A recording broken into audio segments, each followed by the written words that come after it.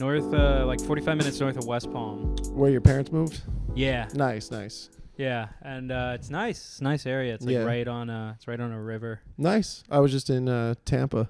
Oh, so are your parents down there now? No, they're just there for 10 days. Like we also have a place down there. My dad got it without telling my mom about 10 years ago. Oh, really? He was gonna tell her, but he likes doing stuff like that. Has he still not told her? He told her. That'd be cool if he didn't. And just did like shady guy shit down there. Yeah, if he's like, this is our Airbnb for the week with the fellas. Yeah, he brings the fellas like once a month. Wait, does she still really not know? She knows. Oh, okay. Yeah, he told her within like a few months, but that's still. That's a long time. That's so crazy because like getting a house is not like a simple process. It's not. Like that's a long, sometimes like a years long process. Yeah, he probably passed her a bunch of documents, like just sign this and had like a black piece of paper covering it, Yeah, that's actually crazy to like do that under your partner's nose. Yes. Your dad's like kind of a fucking piece of shit. Listen. I'm sure he's a great guy. No, listen, everybody's a spectrum. No, he's a great guy. He's a good dad to me. You're a good dad. If you're never watching this, he's never watching this for sure. I'm sure you're a great man. And please also buy me a house. Yes, buy Noah. Time. Yeah, buy him if you have the time. I know you can. I know you have the capital. Yeah. Mr. Santino. What's his first name? Santino. Buy me a house. Noah Snyder. It's not a big deal. I'll take you to Buca de Beppo. I'll get you some short ribs. That's a very California reference. Do they have Buca de Beppo out of? They have Buca de Beppo out here. They have one down in D.C. Oh, okay. Do they have one in New York though? I feel like New York. Probably. Maybe. I'm sure. Like I feel like it's called Buca de Beppo. What does that even mean? I don't know. It's Italian. Yeah. I've been to one in San Diego. It's actually Italian for Over the Rainbow. Oh, I thought you were gonna say it's Italian for Tom Buy Me a House. Damn, that would have been so much better. A little bit. Yeah. What does Over the Rainbow even have to do with anything? Wizard of Oz, things fly. You were just on an airplane. I was just on an airplane. Dude, I was on a bumpy airplane. Dude, me too. So going down to Florida. First, let me just do this. Ladies and gentlemen, welcome to I'm Up with Anthony Santino. I've got my arm up like this. I don't even have big arms. You're comfortable. I'm cozy right now. Yeah, don't apologize for being I won't. No, listen. The sorries fly out. Hey, man. Hey, look at me. I know you're in like the middle. I know you're in the middle of like your thing, but you're doing great. Thank you. I love you. I appreciate you. All right. Thanks. All right, so I just got encouragement. So let's restart. Guys, ladies and gentlemen, welcome to I'm Up with Anthony Santino. This is my podcast. We're in my apartment, and my guest today is fellow comedian Noah Snyder. Hi. He's a guy. I've known him for a little bit. He does have a sticker on his head, but we're going to ignore it after I said it. It's fine. No. We can ignore it. We have to acknowledge. I can't just. We don't have to say why. We won't say why. I won't. I will neither affirm or deny that I am now sponsored by Meta and am required to have this on my forehead at all times. Where do they put the chip in? Nobody said anything about a chip. Okay. Or Meta. It's a barcode. That's all right. So I'll be in trouble. We'll leave it at that. Yeah. Once I publish. By the way, have this, you gone on Meta recently? It's really good. You mean Facebook? You should get on whatever they're doing. Okay. It's all good. Oh, it must be. Yeah. Yeah. Okay. But I'm not. This isn't like a sponsorship thing. It's not at all. No. No. But I have to be on it. I have to go. Yeah. I should. I'll make Strong you a profile. Yeah. After this episode, I've already made you one. You see, that's when you went to the bathroom before you got a DNA sample from my sink, right? I have DNA samples of everybody. Ah, that's fair. Yeah. But anyway, I have Noah on today because he's a person I know, and he's a comedian, and I like him, and he's a cool guy. He's a funny guy. We're friends. Yeah, we're friends. Yeah, that was the most intimate hand touch I've done in a long time. I'm a very intimate guy. That's good. I give you hugs. Yeah. I tell you I love you. No, that's great. You are very intimate and nice. By the way, just letting people know this isn't for you. This is for them. Okay. I'm not gay because gay guys like message me sometimes. Oh, really? Yeah. Do you get gay guy messages? No. I get too many. I don't get messages from like anybody. Gay men think I'm on the down low. Wait, for real? They do. I'm not gay. They do. Can I see these messages? I'll show you one. I'll show you one. How many? This is this like a daily thing? Nah, but weekly's enough. You're like a good-looking guy. I'm okay. Thank you. Some people think so. Not everybody. You're a good-looking guy. Thank you. That's you play nice. Tennis. Yeah. So that most people who play tennis are like in pretty good shape. And more important, you know what? Yeah. Sorry, I don't mean to interrupt you. No, go for it. Most people who play tennis, they're like I'm finding they're you like the gay sneaky messages. ripped. Some of them, yeah. My body looks better than it should. I think I've never seen you with your shirt off, but with your shirt on, pretty good. Thank you. Appreciate it. You know what it is? Like, it's one of those, if I worked a little bit harder, I could look sick. You already look great. Thank you. You too. Thank You look great, by the way. Here, I'll show you. I'm not putting this on the podcast, but I'll show you. Like, this guy, just read some of the things. He just replies to stories. By the way, Can I read some of these out loud? Don't. Come on. Oh, well, okay, fine. Oh, okay. No. It's your pod. If you don't want me to, I won't. No, I'm pulling a Mulaney on you. Like, whenever someone brings up sex, Mulaney's just like, yeah, why do we have to do? Oh, you message him back a lot. Well, I'm nice. Yeah, no, you are. Oh, man. I try to be nice, but do you think I'm being provocative? I don't think so. I'm just trying to be nice. Do you think I'm leading him on by accident? Well, here, let me. I want to read through. I don't want to read them out loud, but I also want to read through them. No, that's fine. I'll take responsibility for like replying and stuff. I think this guy is like, you're more just well, you know what it is? What? So, like, this is your version of, like, just friend zoning somebody. Yes. Like, this is the male, like, trying to friend zone the gays, like, when a girl is just being, like, nice and friendly, and guys take that as, like, oh, she's flirting with me. Yeah. This is that, but with a gay man. No, 100%. I feel like a hot girl with some of these gay guys. Like, and you. That's like a classic text you get from a girl who's just not into you. Yes, 100%. Like, I'm not going to read what he sent, but that response is like, yeah. I have gotten that from a girl, and I've been like, okay, she wants nothing to do with me. She doesn't want me, and it's okay. But you get used to it, and like that's why I did try to find the balance of like not ignoring. It'd be rude to leave people on red. No, like you're a kind person, and trying, man, But no, it's fine because when I was with my ex like last year or earlier this year, she came to a show I did on a rooftop, and I said to her when we were walking up the stairs beforehand, I was like, I made a comment about like something like this, like a gay guy's like messaging me or whatever. She's like, I could see like gay guys probably think you're DL and stuff, and I'm like, I guess I don't know. And then she's like, I don't know, does this really happen a lot? And I'm like, I mean, yeah, here and there, or whatever. And then literally leaving the show, going down the stairs, this gay guy who was at the show, he was gay, he said, oh my god, that was great. And then I was like, oh thanks. He's like, oh my god, like tell me when you have more shows, I'd love to come to like follow you. Like he said stuff like that, and she like he passed us, whatever, we said bye. She's like, oh my god. So like it happens. But you've never been hit on by a gay guy? I'm sure you have. I think I'm too like I don't think I'm like I'm not like a man's man enough for like to be wanted like that by a gay guy. But I'm not a man's man. But I also don't think I'm too like schlubby. I think I'm too schlubby. Like I think gay men see me and like I'm not usually very well kept. Like I have like this beard and like long hair and like it's like the hair is like cut it. Like you're very like well kept. Somewhat. And like you usually keep like clean shaven, like with a little like when you got a little stubble going on, but I feel like being a dirty boy. You don't get it like to it, but like also you have like a neat apartment, and like you look like you take care of yourself. Whereas like a guy sees me walking down the street in like a Patagonia fleece and like sweats and like shoes that are like worn, like the bottom. You should see the bottoms of mine are gross too. But there's all kinds of gays though. But I don't think they're wild gays. Okay, I'll put it this way. Yeah. Women don't do that for me, so I don't think men are going to do that. They don't do either. what? Like they don't go. I've never been like, at least to my knowledge, I don't think I've ever. But I'm also like the worst at knowing when people are hitting on me. Right. I like women don't hit on me when I'm out, so I don't think gay men would either. Really, but I'm sure women would hit on you sometimes. You have a girlfriend right now, right? I do have a girlfriend. You do have a girlfriend. Yeah. I've met her 4 or 5 times minimum. Yeah. So you have a girlfriend. So a girl has hit on you, kind of. Have you hit on, or did you? Did you have to stalk her? We met on Hinge. Okay, you met on Hinge. So there was like an internet buffer or whatever. Yeah. But that's fine. Yeah. But in your life, a woman's hit on you. I'm sure you're a good looking guy too. Probably statistically. Give yourself credit. Thank you. You're a good look. But it's beyond that. Girls like. I mean, guys have this too. Like, we have our specific things we like in a person, but girls too, like, they're more specific. It's like a big energy thing. Yeah. Their ick, ick is a big thing nowadays, but like one little thing can turn them on or off. I feel like you have good X factors too. I think also like whenever I'm out, my focus is on constantly laughing as hard as I possibly can. Yeah. Not like on purpose. Like I want to be.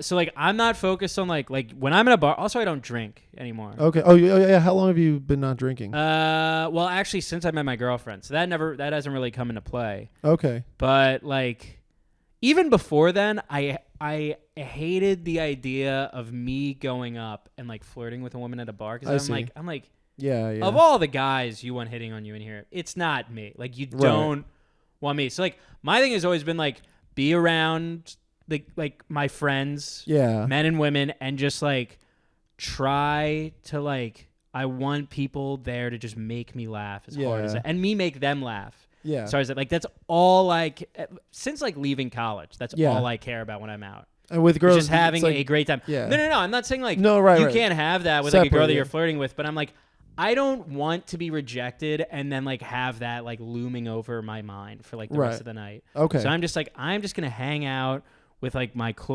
friends, and we're just gonna have a great time. I'm gonna laugh a lot. Yeah. And I've always had way more. And then, like, I just always before meeting my girlfriend, I was on the apps. Yeah. No, but I think that's the better way of viewing it. Also, that leads to having a better night out because you have less expectations. Me, like, you know, when I was younger, especially in college and then a little after, I feel like I would go out with the intention of being like, oh, I hope I meet someone tonight. But, like, not, like, looking for it too hard, but also, it was there. But also in, like, college, everybody knows each other. Yeah. Like, even if you don't directly know a girl at the bar, like, she's, like, 2 to 3 degrees away through, like, mutual friends. Yes. Of knowing her. So you can literally, like, what college did you go to? Sacred Heart University. Small college. Yeah. You know how many people on campus? 4,000. Nothing crazy. You, outside of your initial friend group, 5 of your friends know that girl. Yes, 100%. So it's like, even if you don't know her, you know people who know her. So it's like, everybody kind of, like, I went to University of Delaware. Yeah. When I went to like, it's a 15,000 person campus, but you see the same people every night. Yes. So, like, if you went to, like, talk to a girl, odds are you either already know her or you know people that you know. Right. That know her. So you already have, like, something to talk about. Yeah. Whereas, like, at a bar now, it's just like, do you like fucking Rick and Morty? I'm not opening with that. Yeah, but it's like, yeah, what the fuck do I Of course. do that It's got to be more natural somehow. Yeah, like, the shit, like, my go-to shit, like, to talk about is, like, it's the dumbest shit on earth that I like talking about. And I'm like, I don't want to subject this poor woman to that. I feel like much like let the guys who, like, are good at, like, flirting and who are just, like, you know, like, let, like, the girls or the guys that she wants to talk to, let them go and let them fail. You pick up let them succeed. Or let them succeed. Let them succeed. I'm fine sitting in this booth talking about, like, whether or not bugs come hard. Right. Yeah. That's a good riff. Yeah, it's a good riff. That's a good thing to riff on. Give me a little touch of the hand there. Yeah. That was good.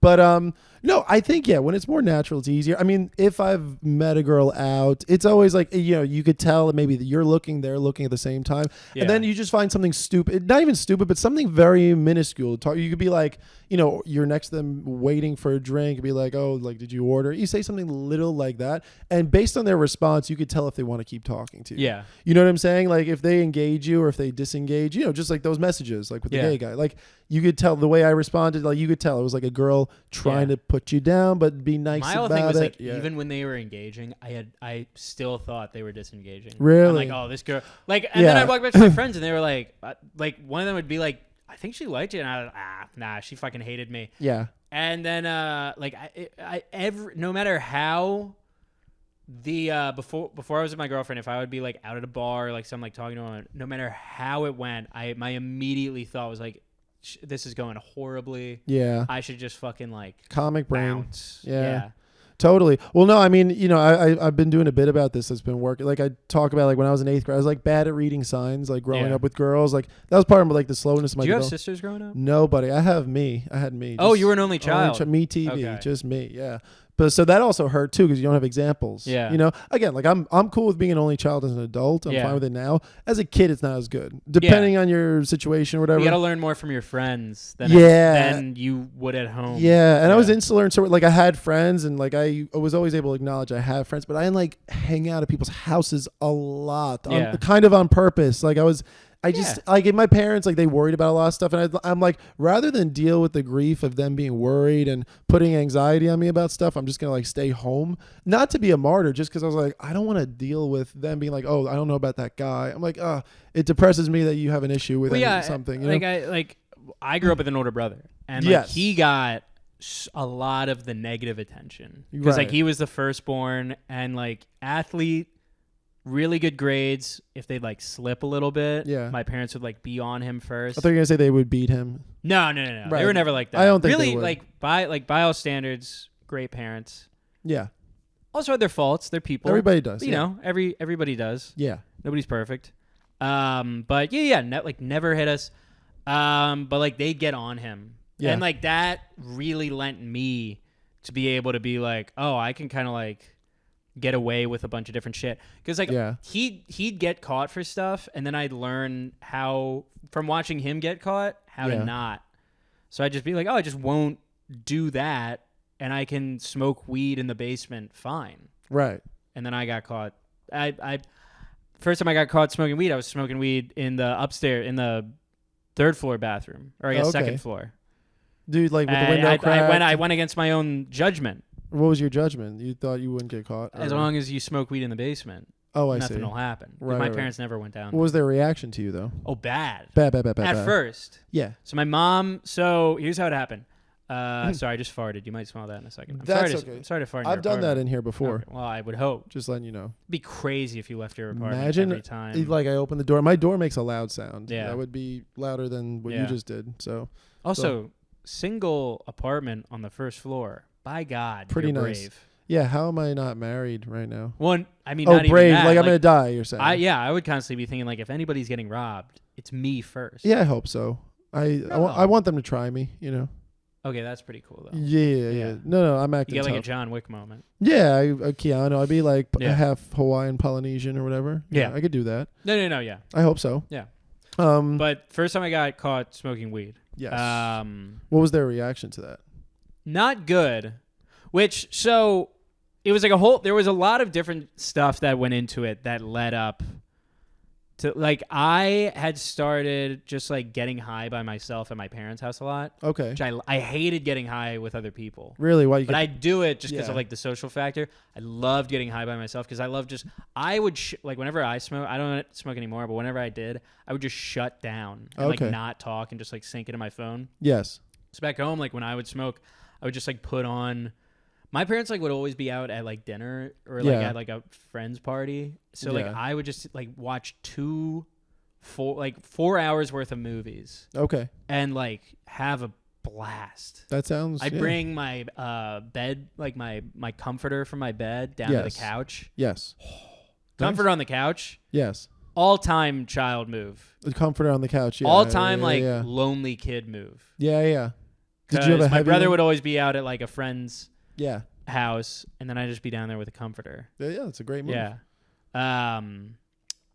So I'm getting away from what the story was. So I started getting high by myself at my house growing up a lot when I was like 16, 17, 18. And then finally my brother's out of the house.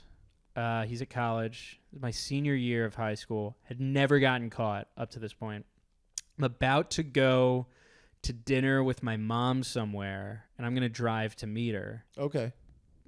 First thing she got mad at me about when she caught issue, me. yeah. She was like, you're really going to fucking drive to meet me while you're high? Yeah, bad timing. Yeah. No, she was right. Yeah. So I'm like in my upstairs bathroom, like mine and my brother's bathroom. Yeah. That we split, and my parents had their own in their room. And I'm loading up the Jeeb. You've smoked a Jeeb before? Gravity bong. Oh, it's like a water bottle. You put a hole in the bottom. I know what those are. But I know what those are. So for those of you at home that don't know, a gravity bong, kids, if you want to make one at home, you burn a hole in the bottom of like a water bottle. Yeah. Fill it up with water. Get the cap. Put a socket from your dad's toolbox in there. One small enough that it can hold some weed. Put that in. Close it. Like I said, fill it up with water. Put your thumb over the hole. Light the weed in the socket, and then let the water drain out. As the water drains, it'll fill up with smoke, and you've got like 2 bong rips worth of weed smoke right there. That was a master class. Yeah. I don't do them anymore because they're really fucking bad for you. Yeah, they'll destroy your lungs. Yeah, but I was like prepping that, and I take my first hit, and I'm like about to go in for my second, and that's when I hear a knock on the bathroom door. Ooh. And my mom goes, hey, I came back to grab something, and then I hear her smell, and then she just starts screaming at me. And in that moment, she's like, are you smoking weed in there? And in that moment, there's a window in the bathroom, and I could have like knocked the screen out and thrown everything. Yeah. That's what my friends told me to do after. They would have still smelled it. Well, it would have still smelled it, and it's like she would have heard me like rustling around like a raccoon in the garbage. Like she's not an idiot. Right. So I just opened the door, and she looks in. It looks like I'm fucking smoking crack with like the setup I have. Maybe you should have thrown it out the window. Maybe I should have. And she's like, what the fuck is this? Bad visual. That's the second thing. She got really mad. Just because it looked like I was smoking in the most insane way possible. Yeah, you had like a main line interior. You're like, hey, what's up? What's the problem? I think Mom? she would have been less pissed if I was doing heroin. Yeah. But so she sees it. She's like, what the really, fuck at least is he has this? ambition. Yeah. Yeah. She's like, what is this? And I like freeze for a second. I just go, it's called a Jeeb. And she just goes, your father's going to be so pissed. And then she leaves, and she still goes to dinner. Without you. Without me. That's a sad moment. Yeah. But I'm sad right now. But I'm like high 18. So you feel great. Oh, I have like no empathy in my head. I am on cloud nine. I'm like, now I don't. I was like looking forward to like a good meal. Yeah. But now I'm like, oh, I can just watch a couple movies. Yeah, your whole story like gave me anxiety, made me feel sad for you and for her. Oh no, this is like, and then you were like in the moment, you're like, I felt amazing. Yeah, I look back on this and I'm like, oh, what? Like, I shouldn't have put my mom through that. But when I was 18, right, things happen. It was just like, yeah. And then so my mom comes home. She's mad. She's like, your dad's gonna be so pissed when he finds out about this. And my dad gets home and he like won't even look at me, and he just starts going smoking doobies in my house, and I start laughing. That's funny. And my dad goes, oh, you think this is funny? And I go, yeah, if you keep calling it smoking doobies, I'm gonna laugh. He goes, smoking doobies in my damn house. And so he was just like, just go to your room. And so the next night they take me out to dinner, and they're like, so you're grounded for like a week, but they're like, we don't care if like, just smoke safely. Okay. If you're going to do it. Not looking like a crack addict. Yeah, not looking like a crackhead about to drive to meet mom. Yeah, to get food. Like wear a suit, do it with class. Yeah. Yeah. Yeah. So, but yeah, and then after that I was like, I don't smoke anymore. My brother smokes like in the he takes gummies now. Gummies. Does he like does he feel, cuz like does he feel like they're regulated and stuff? Like does he gummies? Does he know when they're going to hit and stuff? Or are they I'm sure nowadays all of it feels he just like fucking takes it's like them. down to a science kind of Yeah. Well, stuff. Yeah, I mean I used to like live with guys in college who would like make brownies. Yeah. And they had gotten it down pretty well to a science, or at least they said they got it to a science where like they knew how much they were putting in. Yeah. And then they'd like sell it as that. They were like, we have this batch that's like this much. And then we are also working on this other batch if you want to like wait. That's like this much. But yeah, we had like a kitchen on my floor of the house we lived in that just was never used. So they would just use it to like make brownies. Were you in a frat or did you know frat? I was in a frat. Did you like it? At the time, yeah. Looking back on it, I think I would have.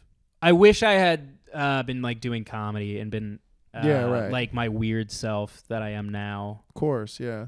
Don't get me wrong. I love my friends from college. I was gonna say they're all about to unsubscribe from me. No, I love my friends from college, but I know at the time when I was there, I wasn't being myself. Okay. And then by senior year, I started acting more like how I actually am. Okay, cool. And my friends were like, and we still love you. And I was like, oh, I could have just been this the whole time. Yeah, well, that makes you even more interesting to be yourself, you know? Yeah. Did you knew Daniela in college, right? I did. Daniela Mora, saying her full name for the algorithm. She wasn't doing comedy yet either, right? No. She was on TikTok from like what I remember. But yeah, in college? I knew her since like we took a geology class together freshman year. Yeah. And she was like, "This isn't the vibe. This isn't the vibe." Yeah. No, yeah, seriously, she's the same way then as she is now. Loved it. She we would always be at like the same parties, be out like the same bars. Yeah. We'd study together. Nice. That's cute. Yeah. Yeah, we've known each other a while. How old are you now again? I always 25. forget. You are. So yeah, and you started comedy pretty soon after college then, relatively, I'd say. I had like started going to a mic once a week when I was in college. Oh, like you senior did? year. Senior year. That's so like pretty good. First half of senior year. Nice. I started, but I was really only doing it like once a week, and that I was more just like I wasn't good at all. I was more just like learning to talk on stage. That's good. You did something for it. Yeah, and like I would occasionally get like a laugh here and there, and like I'd invite my friends to the mic. I remember the first time they asked me to host the mic because I was just like going. They knew I'd be there every week. Was this on campus or off campus? This was off campus. So this was 30-minute drive away from campus. It was at this place called the Jackson Inn. Still my favorite place Delaware. to do mics. Delaware, yeah. Delaware, yes. So you drive like 30 minutes to the Jackson Inn, and you'd go and you'd do 5 minutes. Usually the list would be rigged. So like you could put your name up first, but like all the regulars would get to go first. And then eventually like I'd start getting to go earlier. Just because like I'd be there. But yeah, like I'd hang. And I always thought it was so rude to leave early at the mic. Yeah. So I'd even when I went up early, I would stay the whole time. Be there for like 3 hours. Be there for like 3. It was like they wouldn't long cap mic? it. Oh, really? Such a long. Did they get audience members or no? Yeah, it was like That's a popular. great. It was a firefighter bar. Oh, that's awesome. Yeah. So Good setup. It was either firefighter. I'm pretty sure it was a firefighter bar. Okay. It's either that or cop. Were there any really good comics? There were a few. There was this guy I liked. He would host a lot. And then I don't want to say his name just because I don't know. Stavros Halkias. I don't know if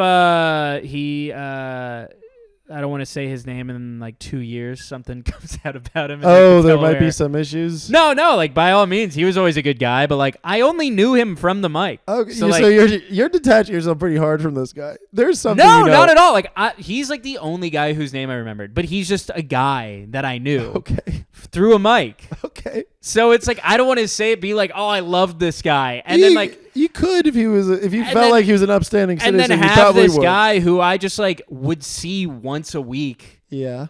Turn out to just like be a monster. I don't think he is. Okay. You don't know. What if some of your best friends right now, they could be monsters. You like them? Yeah, but I'm also like with them every day. So like I bear that responsibility for being like, I love this guy. I understand. You get what I mean? You don't want to give this guy a big verification check mark and then he turns out to be a monster. Yeah. Okay, so he's a monster. No. Okay. But as far as my memory of Wilmington, Delaware in 2019, he is not a monster. Okay, great. But you know, things change. People happen. All right. People do happen.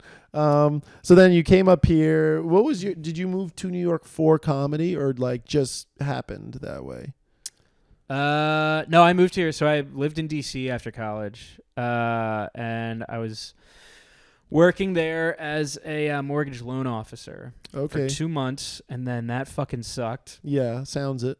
So I quit and started doing stand-up, switched companies, and I said that's when I like started doing it every night. When you switch in DC? When I moved to DC. Okay. So I was like doing stand-up every night Nice. and then working 9 to 5. Just kidding. They had public transit there, so I was just getting. That was like the first time I like started getting like hammered after mics. Yeah. And just like taking the train home. Yeah. If I got out early enough. If not, I had to Uber. Yeah. Because I usually, if I drove, I wouldn't be drinking. But then if I Yes. wasn't, I would just like ask a friend to drive me. Yeah. Once you get started, it's tough. I mean, I've done very little drinking on stand-up nights besides weekends. I would do some. Once you start drinking before like mics and shows, it's very hard to not. Yeah. Do you ever drink before you go on stage or no? When I was drinking, I would. You would, yeah. But I never now do that now. I don't really. Yeah. I never at shows. Yeah. Sometimes at shows. I've done I could count on one hand. I've done like 3 or 4 times before I've ever gone on stage. Yeah. Like 2 of those times, I definitely did worse because of it. Because, I get in my head, I just kind of like lose my train of thought or I go off on tangents too much. Not even like I'm getting drunk. I just like get ADD about it. Yeah. And then a couple of times I did fine. I did okay, pretty Yeah. well. But I was just also like, I could have been that much sharper, that much better. Yeah. And I don't like the fact that I know that. Yeah. You know, that's my thinking. So I really try to avoid it. Like it was like one time, you know, it was like you talk to a girl and you're like, oh, I'll buy you a drink, and then I'm gonna go on. Well, no big deal. It's one. And then I did fine, but I was just like, you know. So now you like never, and you're not drinking in general now. No, I don't drink at all. Yeah, that's cool, man. How do you feel about that? It's good. It seems like it's just like a better way to live. Yeah. Do you feel like you get sick less? Well, I'm definitely not hungover. Yeah. Like at all. You're never hungover. Are you well hydrated? You drink a lot of water as a substitute? No, I should drink more. You should. Yeah. You have some right there. Well, here's like my diet is so fucked up. What is your diet? Living here. So here's what it looks like when I go grocery shopping. I buy bread, sandwich meat, cheese, and then I buy like 10 to 15 cans of Progresso soup. Wow. A couple boxes of white cheddar, Annie's mac and cheese. Quarter to half gallon of milk, and then like some pineapple. Okay. Maybe some usually some like I like the pineapple. Prepped salad kits. Yep. Yeah. Prep salad like kits. that's usually what my grocery list looks like. What's your grocery store? There's this one by me over on you're in Brooklyn now. Central Ave, yeah. Hey, congrats. Thanks, I said man. Congrats on the move like 4 times to you for no reason. No, you're fine. Why not, right? Thank you. It's kind of you. It's welcoming you to a place, Yeah. Do you ever do Trader Joe's? If I had one near me, I would. There's one right near my girlfriend, Love and Trader I Joe's. fucking love it. But I love Scandinavian swimmers. Yeah. Sour ones. Sneak those into a movie theater. You'll have the time of your life. Swimmers? Yeah. Yeah. Oh, that's they're basically like Swedish fish. They're in one of the pictures that you showed me that the guy responded to. Oh, really? Yeah. Oh, that's right. He Yeah. probably made a sperm joke about it, right? Yeah. Him or me? Watch me make the sperm joke to a guy I'm trying to friend zone. I'm not gay, right? You know, I mean, like I'm telling you, like, just let him fuck you. Listen, you know, if things get lonely enough, maybe. Yeah. But for now, we're doing okay. But again, never know in life. I've been talking about that. The World Health Organization said loneliness could lead to heart disease. So yeah. If anyone out there, you know, wants to date me, no, I'm just kidding. I've been okay. Been doing okay. Talking to people. Good. Existing. Yeah. I don't need. Yeah. I'll keep it like Going that. out. I am Flirting. Yeah, I'm alive. I'm out there and talking and things. But you know, it's one of those I'm not like just trying to dive into nothing. You know, I'm not just trying to dive into a person and say maybe this is a thing. You know, like I'm really careful with my energy and other people's energy. Yeah. I try to be. Are you like that too, or like when you start dating your girlfriend, were you guys like taking it easy, or did you like just dive right in like we're gonna get married in a year? Like, No, I wouldn't say we like dove right in. We were very so I think me quitting drinking helped me like settle into the fact that like I wanted to like be with her. But like the first few months I wasn't really like going out looking. Yeah. I mean, I already wasn't. When I quit drinking, I was, like I said earlier, I wasn't really going to bars looking to like hook up with other people. Okay. But like first like month or two, I was like pattering around on Hinge, but like not really doing anything. Yeah. And then like after like a couple, I was like, why do I even still have this app if I'm just like like seeing her every week? And then like after a bit, it just kind of, I was just kind of like, yeah, I'd like to just be with this person and like just keep getting to know her, and then we just loved. That's a nice love. Yeah. How long are you together now? Year. It's been a year. Year and a week. Congrats. A year and a week. Belated congrats on that. Oh, nice. That was a clean one for white guys. For a couple white guys, we did okay. You know who I do really good ones with? Who? Probably shouldn't say it out loud because it might jinx it from now on. Jinx it. Why not? I don't know if I want to. I want you to. I'll bleep it. Me and Grant Moore have like really. He's got good white guy, black guy energy. Well, I think our hands match up so well. Yeah. That like when you get it, it just like cups. There's a good cups like that. Yeah. You get the little. You know, I didn't do the sound at all, but you know, it's like no, but I got what you were going for. You know, like the, but like that. Yeah. Yeah, one of those. Yeah. Yeah. That's nice. I like him. Yeah. I saw him the other day. I saw him last weekend. Yeah. Saw him last weekend, circa 6 p.m. on a Saturday. Yeah. In the Village, I think. And I like him. He lives in Brooklyn too, right? Wait, does he live with Momo? He lives with Momo, yeah. He does live with Momo. Yeah. Momo's lived in Italy, so I have to do that. Allora. There's good people. I like the people in New York. Yeah, I love the people here. How are you feeling about like comedy in life right now? I feel good. I mean, like, it's hard. The main difference, and people, this is like one of the most like often said things about being like early in your stand-up career here. And I think like a lot of us where we are now are experiencing it. At our level, it's not as competitive as it is like you see people progressing really quickly and you get jealous. Yes. And normal thing. Very normal thing. It is a normal thing. And it's really hard here to not compare yourself, but you have to really make an effort not to. Of course, because everybody, if you notice too, the people who are succeeding quicker or doing certain things quicker that you want to do, it's like they're all doing a different version of it too. Yeah. So it's like this one person has their lane, the other person who's doing well or what you think is better than you, they're doing it in a different way too, all on their self. And which is cool about nowadays. I feel like it's not like there's 5 HBO slots or 7 late night slots, or it's like we can kind of do our own thing, and it's fun to like find what that is, you know? And of course, it's like the main thing is the stand up, like wanting to get up on stage and whatever, and how do people find me? Are they asking me? Am I asking them? What's the blend of that? And you get lucky with one thing and then you wish you had another thing. But it's like measuring out what your expectations are and what you feel about things. I mean, you know, because everybody, like you're saying, like I get in my own head, you know, I'm like, does this person like me or not? And then you realize like,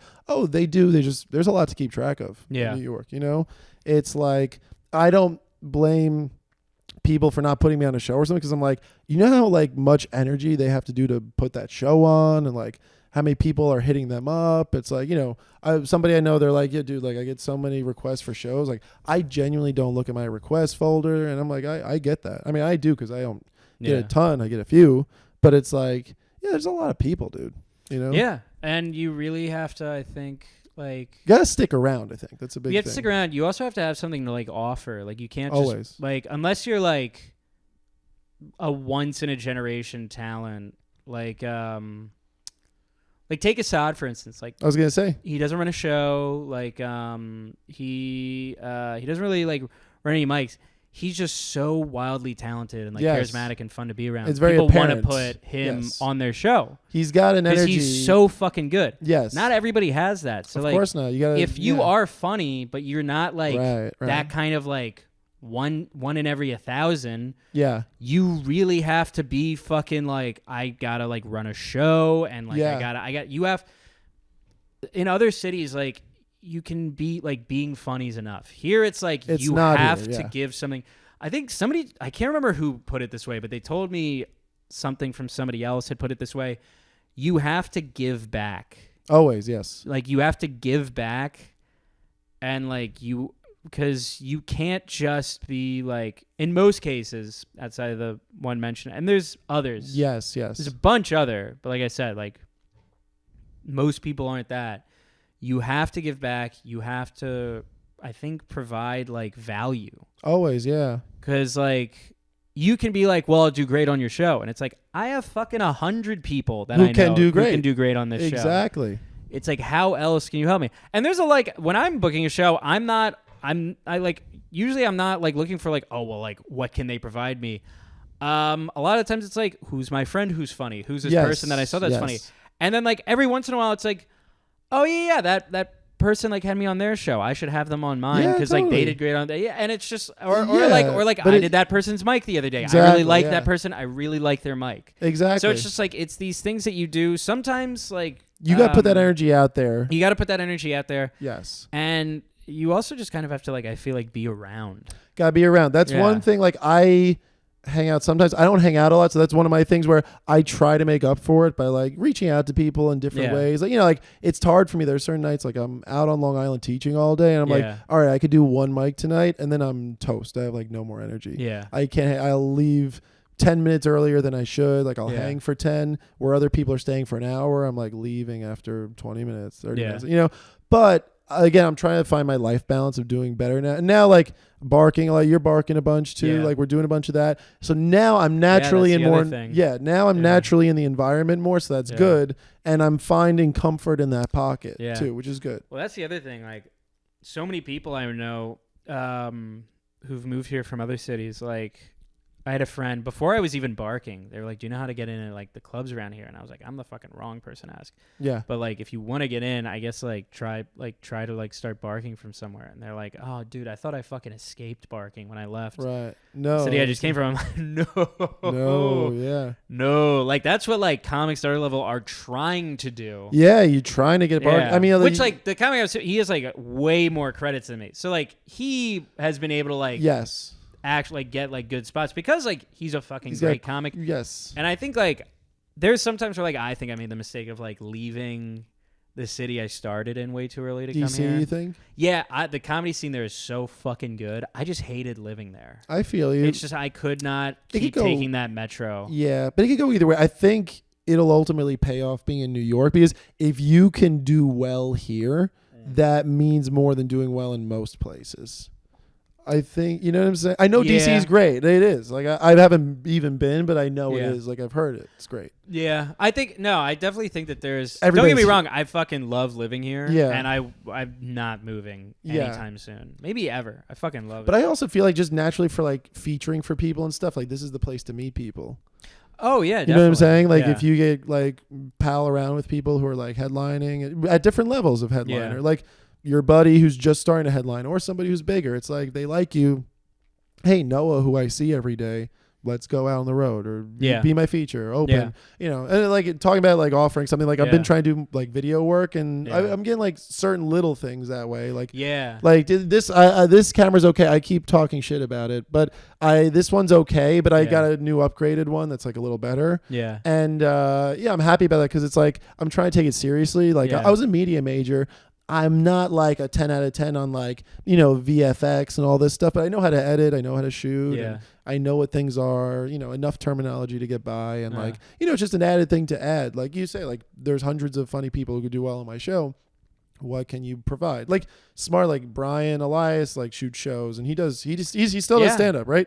Does he? Yeah, I'm pretty sure he does. The only reason I'm because I know him and we talk, but like I haven't because I don't hang enough, so I don't see him places because I'm not at places enough. You know, I'm at the Grizzly Pear and I do mics at like Beach Bum or I'll go to Easy Lover for mics. Dude. I mean, like that's the thing. Like if you have a fucking if you live in the city, you're in comedy and you have a camera, even if like you don't really know how to use it. Be like, I'll shoot your show for like. If you're like, hey, I'll tape your show. I'll shoot your show for free. Totally. Like anything, I think you can use to like get a leg up on getting spots. It's like totally. But outside of like being fucking like a malignant tumor and like being like mean to people or like you gotta bullying be nice. them, like if you can do something that like you can provide something for somebody else, like use that. Like like you said, like. Yeah, like I've been thinking of getting a camera just so I can offer up being like, hey, like if you want me to tape your show, I'll fucking tape it for you. Dude, of course. I think it's important, but I think. Will I edit it? No. Will I edit? No. My girlfriend can. Yeah. Does she do video or more like photos? She does both. She can do both. She can do both. Yeah. I always feel so weird like asking her for things. Yeah. In that route, because like I felt so bad because like we're trying to get Kiwi Bagel back up and running. I was thinking about that before because having you on show today. I run and still run with two other very good comics. Yeah, we're currently looking for a venue, but I like never asked her to like shoot the show, just like, take pictures. And then one day she was finally like, "Can I shoot your show?" And I was like, "Yeah, of course." I didn't know you wanted to. And she was like, yeah, I kind of wanted you to ask me to. And I was like, I thought like it would have weirded you out if like I asked you to like do that for me.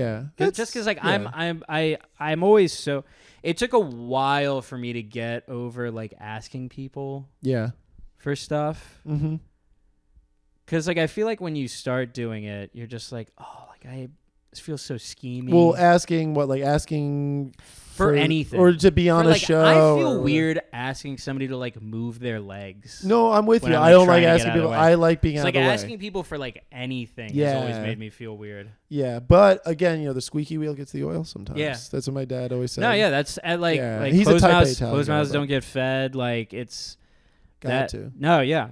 I mean, there's a balance though too, because there are people who I like. But then there's people who ask me a lot. Yeah. For certain, and I'm just like, I like this person. I know they mean well, but I'm also a part of me is like annoyed that it feels like they're taking advantage almost. You know? Yeah. And I'm like, I think even if I like them, I'm like, like you ask a lot, you know. But I don't blame them because I know where they're coming from. Yeah, that's the weird thing about like a lot of this is your friends are also, even though most of us don't get paid, your friends are your coworkers. Totally, yeah. So it's like all of us put each other in an awkward position sometimes. And I think the best thing to do is like just try to be as like genuine as you can. Like go to somebody's show before you, like in a hangout, before you like be an audience member before you try to ask. Like make a genuine effort to like I throw people up if they're there. Make a genuine effort to like support something before like asking to be a part of it has always been like the thing. And I've asked people before, like, and I've got a message back like, hey, like, if you come and watch, like, that's one thing, but like, don't just ask. And I was like, you're completely right. Like, I was immediately like, you're so right. Fair like, on both ends. Yeah, completely fair. I think it's fair of you to try. Yeah, and it's fair of them to say. And I that. wasn't being like, hey, put me on your show. I was just like, hey, can you? And they were like super cordial about it. They were like, they were like, come to a show, like, come hang out. Like, we don't really usually just put people up because of asking. And I was like, yeah, that's super fair. Oh, that's great. Yeah. But it's a lot, you know, it's a lot of divvying out of your energy. You know, you just like, this is about, how do you find your work-life balance with comedy? I mean, I work from home, so I think that helps a lot. I think if I was going into an office every day, that would like definitely hurt one of them. What's your job now? What do you like? I'm a telemarketer. Oh, nice. Yeah. Do you like it? Well, I wouldn't call it nice. Well, yeah, I wouldn't either, but I said it. But it's but I can find that to be interesting, I'm sure. You have fun with it? It's just boring because like most people don't answer the phone. Right. And I'm not calling like people. I'm calling like businesses. Yeah. I'm, like trying to talk to like executives. Is it like sales based or they're just paying you to do the thing? Well, it's both. Oh, like so every you get both. meeting. So I'm basically trying to like book meetings for our salespeople to like talk to an executive at the companies I'm calling. I see. So most of it's either like people not answering, people hanging up like right when I like say where I'm from, or just like me going through my whole spiel. Like, it's kind of like, God, this is the fucking douchiest way to put it. It's literally like, have you like when you watch one of those? Because like whenever you think of telemarketers, you think it's constantly like, hello, fuck you, hello, fuck you. An Indian guy. It's mostly just like silence on the other end. Yes. And when you're watching like Planet Earth and like David Attenborough's like, this animal only catches 1% of all of its hunts. Yeah. It's literally just that. You catch 1% of all of your hunts. Yeah, and like calling it a hunt is like the douchiest thing to do. Yeah. It's like barking, it's dude. It's literally like, you're like really only getting like 1% of like the hundreds of calls you make a week. Yeah. Of people sometimes of people answering, most of the time of like people wanting to book a meeting. But by doing comedy, you're probably built to deal with this for now pretty well. People say that, but it's like, you're used to know in certain regards, you know. Yeah, but also like when people are in an audience, they're not sitting there like, no, fuck you. No. I don't mean the performing, but I mean like the other stuff. Yeah. Like, you know, when you're barking, like selling tickets, like, you know, people ignore you or they say no, and then you get the one yes out of every whatever. It's closer to bar. It's definitely no. That's what I'm saying. Barking. I don't mean the performing at all. It's like 100% closer to barking. Yeah, performing, like people are like, oh, this being a comic must help you out with being on the phones, and it's like, no. I mean, like I might come up with something funny to say, like one. You're like, what do you think of this bit? You're like, somebody asked me that one time. They're like, do you try bits on them? And I'm like, I'm not fucking crazy. Like, I don't want to get fired. I thought you throw out your script. Yeah, I've always loved that trope where people are like, oh, like our bartender's a comic. He must be so zany, and it's like he is trying to do his job. Like that is such a separate part. Yeah. Of this. Yes. And it's like, oh, he might be more personable because that's who he is, and that being more personable helps him on stage. Yeah. But like it does help your muscle a little bit if you do something interactive like that. Like I teach tennis and you have to be interesting to talk. So like I riff, I make jokes. I try to stay on task, but then I'll make a joke about like the Middle Ages, and I'm like, oh, we're arguing like the Moors right now. I'll definitely say like doing stand up has helped me be more like personable and like more social. And I think I've always been like a very like happy, like sociable guy. But like I don't think doing my job has helped me at all with doing stand up. I agree with that. I'm sure. Yeah. No. I mean, I don't think your job services. Yeah. I would say maybe the reverse, right? But again, I think Like I think. Yeah. But I don't think it's like helped me be funnier on the phones. I think it's made me like not want to be on the phones more. Right. You're like, if I call you, you're like, text me. Like, Yeah. Yeah. No, I don't blame you, man. How many minutes would you say you log on the phone a day? Oh, I don't know about minutes. I know I make like. Or how many calls? I make around like between 40 and 60 calls a day. Okay. It totals out to like 200 calls a week. Okay. That seems not fun, but manageable. No, it's definitely manageable. I mean, I've been doing it for a while, so like I know how to do it, and like I'm good at like booking meetings over the phone. Like I think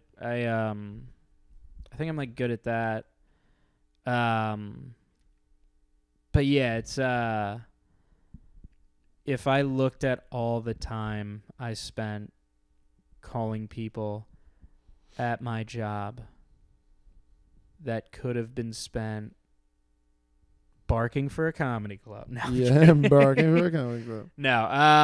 How long? No, I like my job. Your job's cool right it's now. a very easy job. I know how to do it. Yeah. Like I'm good at it. You'll be on the road within a couple of years. So I don't it's know about that. Yeah, you will. We find, I mean, thank you. Of It's very course. sweet of you. I think the same of you. Thank you. I appreciate it. No, and that's the thing is like I try I to. haven't sounded like an asshole like talking about comedy this whole time. You sound great. Oh, thank you. You're saying good stuff. Oh, thank you. You're contributing a lot to my evening, my show, my life. Hey, man. Yeah. Like My I said hand's at a the little beginning, sweaty. I love you. Thanks. Love you too. Yeah. This was pretty sweaty or just a little clammy? It was a little clammy. I have like very dry hands. This so one, whenever people like yeah. shake my hand, I feel like they're always more self-conscious. Mine with have their gone hands. drier, but this is my mic hand. I've been gripping this thing. Yeah.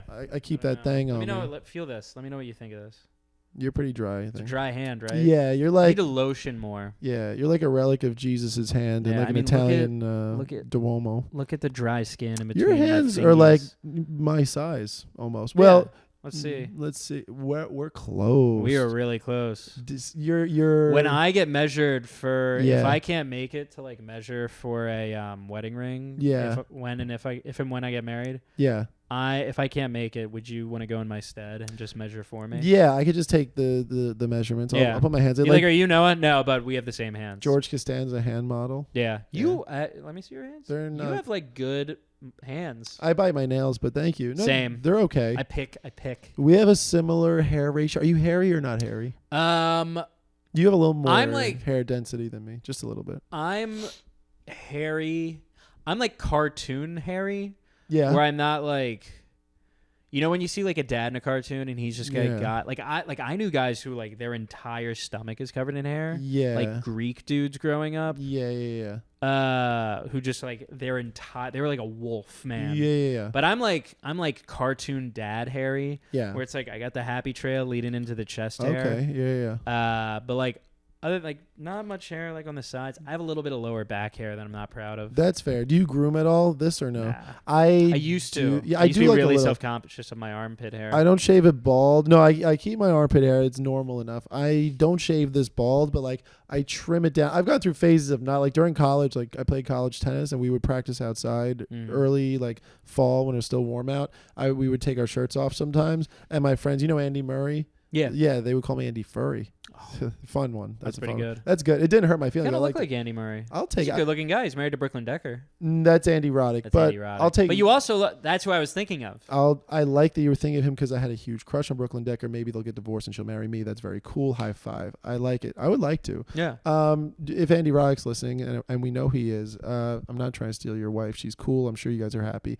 But thank you. That's cool. Yeah, you course. look right now like with the beard, the beard's strong and thick. You look like a good-looking, well put together David Foster Wallace. Oh, thanks, man. Who's alive? Like you're alive right now. And you know what? I'm not gonna kill myself. Yeah, you're gonna stick around. I think you have good reasons to stick around. Thanks. Lots of good reasons. Did you ever deal with depression or no? Oh yeah. I did too. Yeah. Did comedy help it Or or hurt it? No, I'm just kidding. I feel like I used to be one of those people that was like, oh, I should be depressed because like the best comedians are depressed, and like that's such a fucking John Mulaney has already kind of like put that thing to bed. He has like a clip talking about how it's like there's people in regular jobs who are depressed. Yes. And like nobody's ever like, he was depressed. That made him such a good accountant. Like, yeah. There are all kinds of comics, just as there, Yeah, I've never been a better writer than when I was happy. Yeah. Or than when I am happy. Of course, yeah. I don't know. Your head's a little more clear. Right? Yeah. I've never written better in my own opinion. Yeah. Than when I've been like That's happy. Fair. That's fair. I mean, have you ever written bits though out of grief of any kind? I do, but they're always like bitter. Really? And very like just like downer. Like I read back at them. I'm like, this is such a like who would want to listen to this? This is such a fucking downer. Yeah, I feel like the best stuff I have is probably from happier moments. If I'm being honest, yeah. I have a couple of things where I'm able to make fun of myself off of stuff that did maybe bother me at one point. But I think it's also ultimately the stronger stuff, like just comes when it comes, and usually when you're happier, when you could have like the biggest like holy shit moment, like this can work, and then you still don't know, and then you do it, and it does, and you're like, it's great. Do you find that like writing about like depression is? I think like writing about it is helpful. I don't know if it's helpful, but I don't do a lot of it. I try to avoid like writing. Like I don't pull like a Marin. Like Marin's thing is like I'm gonna dig deep, man. Like I don't do that. Yeah. Yeah. Like I'm not like you. There's so many like there's so many jokes, and I know I've had jokes in the past about depression, and I know I will. Yeah. It's just not something I want to like make jokes. I want people to have fun too. I want people to have fun, and I'm not saying like don't make jokes about like your own depression. Make jokes about anything. Yeah, some people do it masterfully. Within reason. Yeah, totally. But like I just know it's not something that like I want to be writing about right now. Yeah, no, that's fair. Yeah. Do you feel like, I mean, this is something I pretty much ask everybody, do you sit down and say, I'm going to write right now? Or does it more come, like an idea comes to you and you're like, I'm on the train, I got to write this in my notes right now? I've been trying to get better about sitting down and writing for like a set amount of time each day. That's good, I think. But I want it to be so much easier because I hate writing. Yeah. You hate writing? Well, hate writing. That could seem torture, but most writers hate writing in a certain way. Yeah. What I've been trying to do is be diligent, and just because I'm on my phone so much, I'm like, all right, well, utilize this time, get to your notes app, get over there, and I'm writing down everything I think can be something. Yeah. Even if it's like sometimes, not always, but I feel like the best stuff I have is there's very little editing. Yeah. Like I don't go back to it too many times. Yeah. I edit it maybe a couple of times. Yeah. That's the best stuff. That's something I've been doing a lot right now. Like but going back is good, I think. I mean, going back and working on the same jokes every day. Yeah. So I didn't go up at all this past week because I was out of town. Mm-hmm. But like the week before, I was just like, I would run the same jokes at like a mic or show, and then I'd go back and like rewrite them, see what worked, see what didn't, try to cut it out, and then keep reworking it until I got it to somewhere where I'm like, this can become something way better than what it is now. Yeah. And I'm doing that with one joke right now that I just haven't been able to get up and perform. And it just also, it's the one, when like you write something, it's just like one funny thing up top. Yes. And you're like, I know this can be more, but I have no idea what to do with it yet. That's tough. Yeah, but it's good to have that. Well, yeah, it's good to have like an opening funny thing. But I know because and what's good about that is it makes you want to go back to it. Yeah. You don't feel like you're climbing a mountain. Well, it's also so hard when like the opening line is, you think it's really funny, and then it's like, okay, I have to find something that like makes people laugh as hard, if not harder than this. Something that escalates it way harder. Yeah. Which I think is like, I've been trying not to put like pressure on myself to like write something. Cause like whenever I try, it's like trying to be like profound. Yeah. Yeah. No, I know. Like just as an example to get back to what you were saying about God, like, I hated how I just put that. But you get what I mean. I kind of blanked once you said profound. I got. But you get what I mean. Like when you like, it's like being in a group of friends and like trying to say something funny. Yes. You're always going to fall on your face rather than just like that's one of my biggest fears. Being yourself and like acting like how you're acting. Right. I'm always funnier when I'm not trying. For the most part, when you could just like kind of talk with abandon and just not worry about it. Yeah. Whereas if you're like, I always find it's that way if I'm like in front of somebody that I really want to impress. I'm like, okay, you have to say something funny now. Right. And then like I don't. And it's just like something really dumb. And everybody's like, cool, man. It's the worst. And you know, because you're self-aware enough to be like, oh, it's palpable. Yeah. They're feeling the way I'm feeling from a different perspective. Yeah.